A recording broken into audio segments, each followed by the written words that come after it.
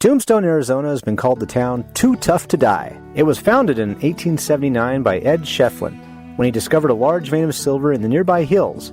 That's Ed Shefflin there when he was still a prospector. And here he is in 1882. Tells you something about how much he made in the mines. In fact, between 1877 and 1890, the town produced from $40 to $85 million worth of silver bullion. All of that money gave Tombstone a rich boomtown feel, and it quickly became the center of opulence in the desert. Its first hotel, the Grand Hotel, featured silk upholstery and velvet and mahogany decor. And that's what we came to find today, some of that opulence and luxury in the middle of a blazing hot desert at the Crystal Palace Saloon. The Crystal Palace is found at 436 East Allen Street in the notorious Tombstone, Arizona.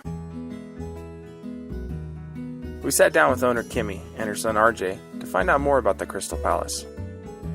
This bar, back in the 1800s, this was known as the elite bar. Mm-hmm. The higher class people, the businessmen would come in here because it was called the Crystal Palace. And of course they called it the Crystal Palace because of our favorite vodka. Saloon. They used to have a big crystal chandelier in here. Okay, maybe not. But in any case, the place was an oasis in the middle of the desert. But it didn't start out that way. The Crystal Palace was originally the Golden Eagle Brewery. Then the fire swept through town, and they had an empty lot here. They rebuilt it back up as the Crystal Palace Saloon in 1879. The saloon quickly came to prominence in Tombstone, and the affluent and fancy soon frequented the place. Gambling was one of its biggest businesses, with Wyatt Earp managing the games and Doc Holliday occasionally dealing cards. The most popular games included Wheel of Fortune, Roulette, and of course, Faro, all of which helped wealthy miners empty their pockets. The saloon was an important place in Tombstone, and the names written on the second story are those who held their offices here. And just below those offices is the original pressed tin ceiling from 1882, which contains some unusual design features. See the bullet holes right there? Oh yeah. They're all over the place. I think there's tell like it's the original 16 or 17 bullet holes. Virgil Earp had his office upstairs. Sheriff Behan had his office upstairs.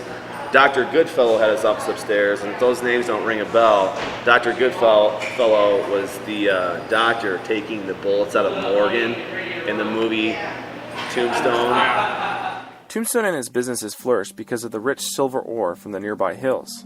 But then the unthinkable happened. The mines started flooding and they couldn't get to the silver. Okay. So that's when they started moving to California for the gold rush. And then basically the mines flooded and it dried up the town because people left. They couldn't get to the silver. They couldn't pump it out fast enough. The pumps are actually still down there. They were flooded.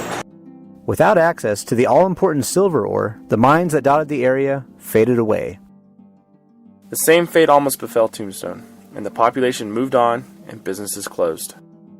But it was saved by, of all things, tourism.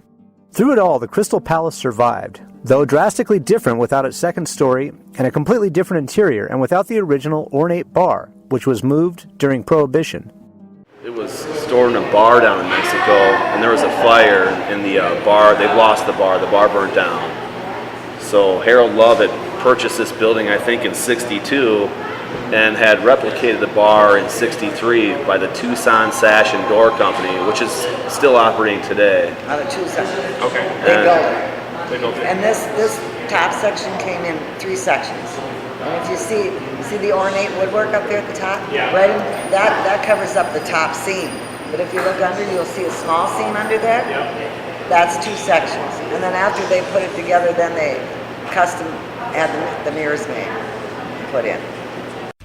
And when Kim bought the saloon, she completely restored it and brought it back to its original luster, even down to restoring and installing the same lights as were used in the 1880s and similar wallpaper. Today, the Crystal Palace is a popular and busy stop for tourists, looking for a passage to the boomtown days of Tombstone.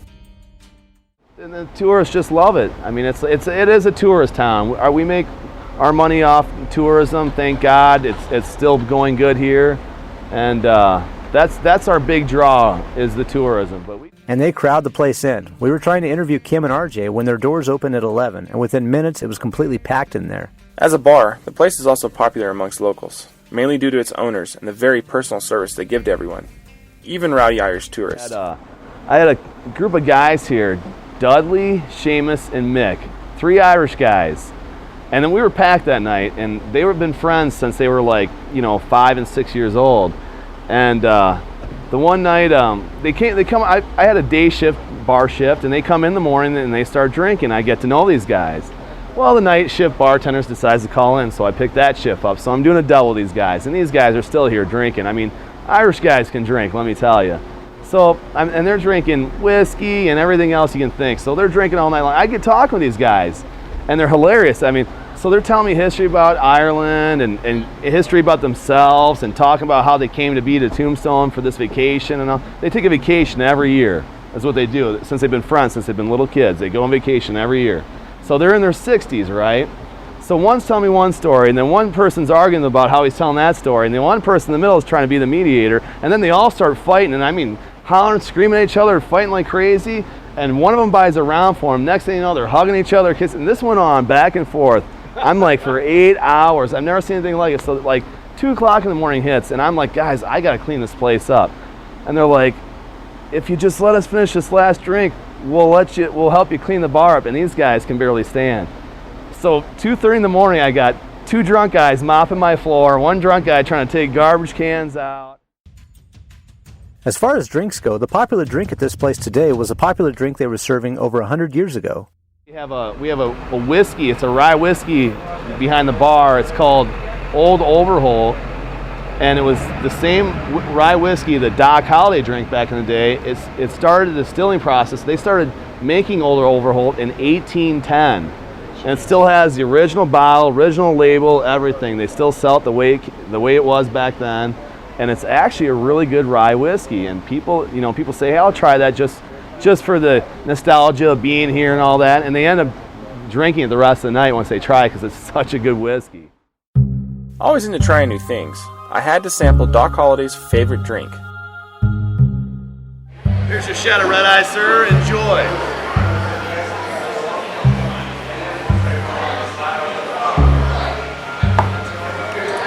Another one. That is actually really, really good. Clint, being the great friend that he is, he told me he didn't get the initial shot. So here I am, trying it for the second time. Would you take that over Jack Daniels? Yes. It's good, isn't it? Yeah, I would take that over Jack Daniels. I get a lot of compliments. It's got a little bit. Despite what you might think, the Crystal Palace isn't just a tourist trap. Sure, they hire waitresses to wear period outfits, and they hire guys to walk around dressed like cowboys all the time. But it's filled with authentic history too, from the smooth wooden floors worn from years of use to the artifacts of its past proudly displayed on the walls. And there's just something very untouristy about it. I don't know if it's the genuineness of people who own and run the place, or knowing the hardship the Saloon has faced. Either should make you want to visit, and both will make you want to come back.